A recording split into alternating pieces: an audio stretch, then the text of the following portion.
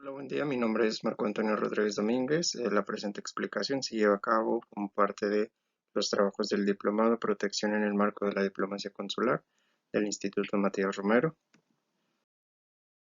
Bueno, en este caso veremos los 4 módulos que hemos revisado durante estos meses. Para ello empezaremos con el módulo 1, antecedentes y práctica consular mexicana. Primer punto, debemos entender el génesis de la diplomacia consular. Durante los años, pues se ha presentado una mayor movilidad de las personas, lo cual implica también una demanda creciente de los servicios consulares, no solo de documentación incluso, sino de asistencia o protección consular, que revisaremos más adelante. Asimismo, existe una mayor cobertura mediática, es decir, las personas tienen la capacidad de conocer más estos servicios y también son un recurso fundamental para los consulados, como veremos en el último punto, y finalmente la concepción de la función consular no solamente como la prestación de documentación, sino también la capacidad de negociación, que son las vertientes que revisamos, la negociación de instrumentos en materia consular, o bien la actuación con eh, autoridades políticas y una vinculación más estrecha. En el caso de México, bueno, la cantidad de mexicanos en el mundo pues también son un foco importante para la prestación de estos servicios consulares. Se busca una atención consular integral, como se puede observar aquí, que se basa en la documentación, desarrollo comunitario y la protección. Esto con la finalidad pues también de tener una articulación integral tanto por parte del consulado como de las autoridades en ese país. En este caso observamos una evolución de la diplomacia consular en dos partes, que se ha basado particularmente para México en una espiral acción-reacción, por ejemplo, de 1824 a 1910. Como sabemos, durante la primera fecha señalada, se estableció el primer consulado en Nueva Orleans, así como la emisión de certificados de matrícula en 1874. Posteriormente tenemos en el periodo de 1939 a 1980 acuerdos migratorios que fueron fundamentales para esta construcción de la diplomacia consular y cooperación con otros países. Por ejemplo, en 1963 se estableció la Convención de Viena sobre relaciones consulares, el programa Bracero que motivó la movilidad de personas de México a Estados Unidos, así como la Convención Consular México-Estados Unidos de 1943, y finalmente destacamos de 1990 a 2020 como un refuerzo por parte de México a nivel institucional con la creación del Instituto Matías Romero, y por la parte de cooperación, por ejemplo, con Estados Unidos, con la Comisión Binacional México-Estados Unidos, el Memorándum de Repatriación, entre otros mecanismos que fueron fundamentales para la cooperación. Bien, como siguiente punto, la práctica consular mexicana. Bueno, en el caso de México, pues como sabemos, tenemos un servicio exterior mexicano que actúa a través de la red consular, la cual pues ha sido bastante amplia, pero simplemente en Estados Unidos 51 de las 150 representaciones pues se encuentran en ese país. Asimismo, existe una labor fundamental a través de los programas de consulados móviles, que como sabemos es la prestación de los servicios consulares fuera de la oficina consular para aquellos connacionales que no pueden ir directamente al lugar que se ha fijado, ¿no?, para ese consulado.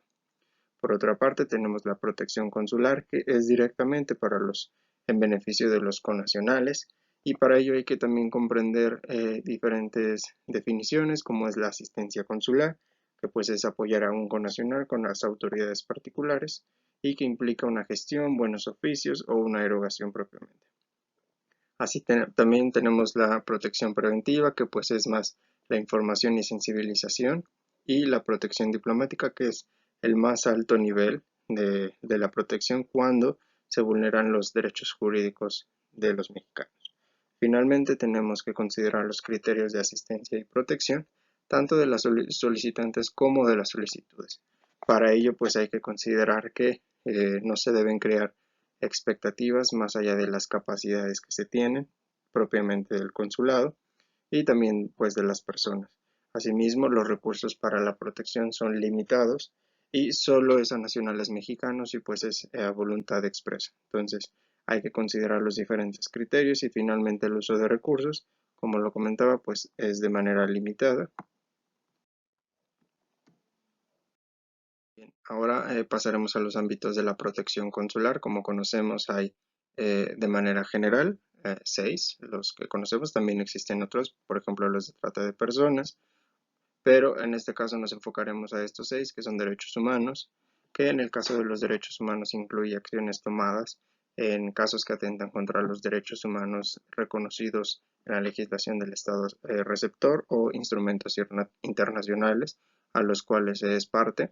Por otra parte, tenemos el ámbito penal, que es la orientación en casos de detención por autoridades, visitas a prisiones o cárceles, estaciones migratorias, y pues también la asistencia jurídica en casos de pena capital, que como vimos, pues existen programas particulares, sobre todo en Estados Unidos, para este tema.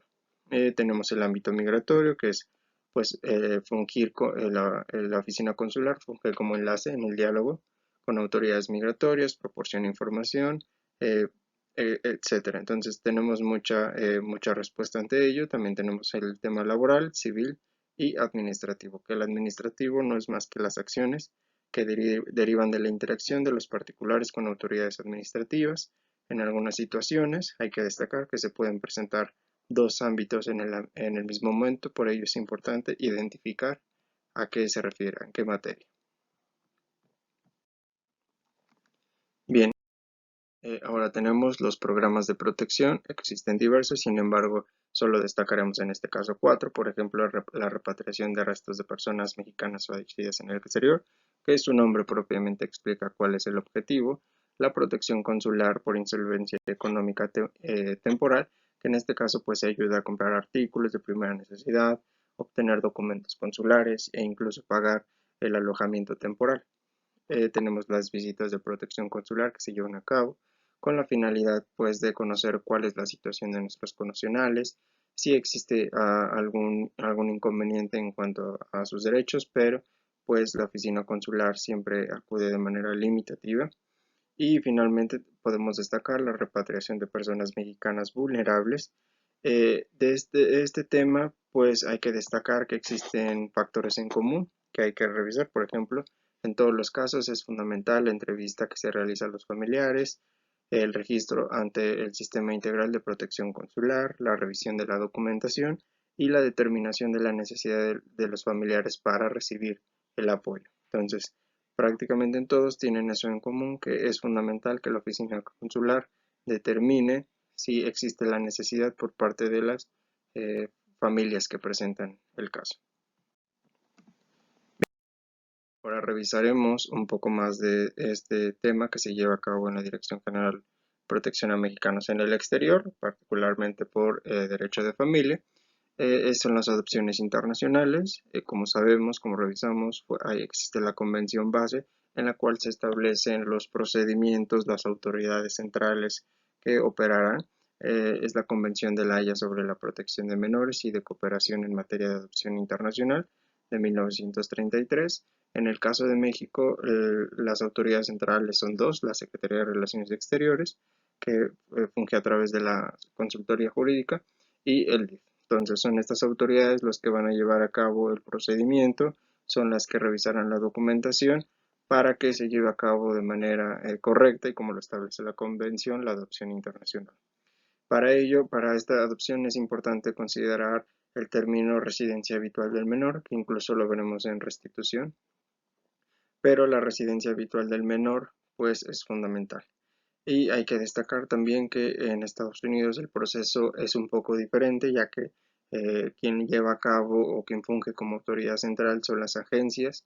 Entonces, pues también, y al tener un acercamiento más con Estados Unidos y los procesos que se llevan a cabo con ese país, pues sí es necesario revisar todo ese proceso particular. Bien, como lo comentábamos, la restitución internacional de menores pues, tiene la finalidad del retorno de menores a su residencia habitual. ¿Por qué la residencia habitual? Porque en ocasiones la nacionalidad o el país de origen del menor no es el lugar donde habita o donde se ha desarrollado la mayoría del tiempo. Entonces, por ello es que se considera de suma importancia la residencia habitual, que en ocasiones difiere de su nacionalidad y su país de origen. Para este tema tenemos dos convenciones, la Convención Interamericana sobre Restitución Internacional de Menores y la Convención de La Haya sobre los aspectos civiles. En el caso de México, pues la mayoría aplica a través de la Convención de La Haya, incluso con países del continente americano, dado que es un poco más práctica para México y ya se tiene el expertise. Para este tema, la autoridad requirente y requerida, es decir, quien lleva, si se recibe el trámite o si México es quien manda el trámite, pues es a través de la Dirección General de Protección a Mexicanos en el Exterior, y también es fundamental la red consular, es decir, las embajadas o oficinas consulares, en su intervención o en el apoyo a la Secretaría de Relaciones Exteriores.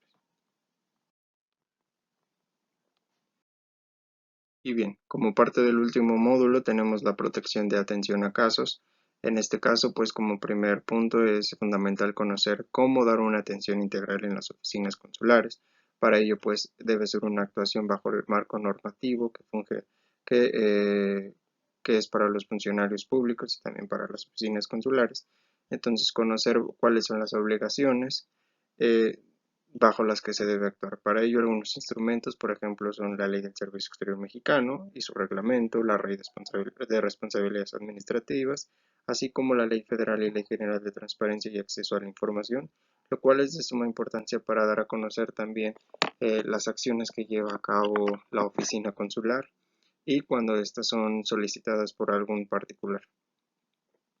Por otra parte, pues tenemos como revisamos en Estados Unidos existe la mayor red consular de México, derivado de pues la población mexicana que existe en ese país, que es más del 90%, entonces lo cual es un foco importante para los casos de atención.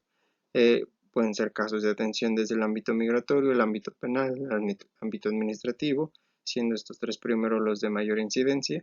Sin embargo, pues es importante conocer y dar seguimiento.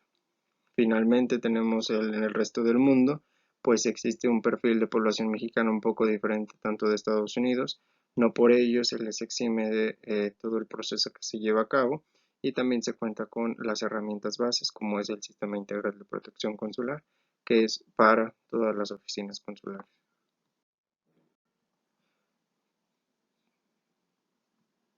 Para concluir esta explicación, tenemos aquí el seguimiento a casos, como es de suma importancia este seguimiento. Tenemos, por ejemplo, el uso de las redes sociales, que hacíamos mención en el primer momento.